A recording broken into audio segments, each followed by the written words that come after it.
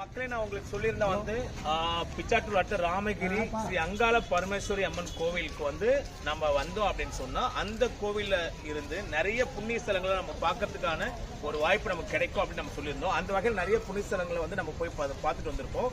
இப்போ நெக்ஸ்ட் வந்து நம்ம வந்திருக்கிற இடம் எங்கடான்னு சொன்னா புத்தூர்ல இருந்து ஒரு 4 கிலோமீட்டர் தூரத்தில் இருக்கிற நாராயணவனம் அப்படின்ற ஒரு ஊர். நாராயணவனம் அப்படின்னாவே அந்த பேர்லயே வந்து உங்களுக்கு வந்து என்னன்னு தெரிஞ்சிருக்கும். சாட்சாத் வந்துட்டு நாராயணன், அதாவது வந்து ஸ்ரீனிவாச பெருமாளுக்கு வந்துட்டு கல்யாணம் நடந்த ஒரு ஸ்தலம் இதுதான்.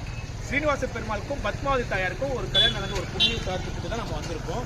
இந்த ஸ்தலத்துல பாத்தீங்க அப்படின்னு சொன்னா என்னடான்னா, இந்த ஸ்தலத்தோட வெளியில வந்து ஒரே ஒரு கல்லாலான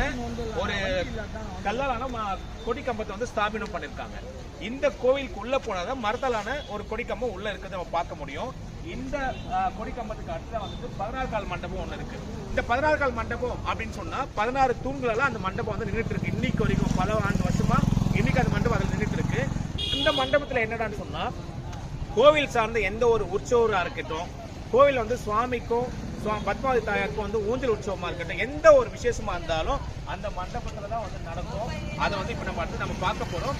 இப்போ வந்து இந்த கோவிலோட ஸ்தல வரலாறு என்ன, இந்த கோவில் இங்க வரதுக்கான காரணம் என்ன அப்படின்ற ஒரு விஷயம் எல்லாமே வந்து நம்ம பார்க்கலாம். வாங்க போலாம்.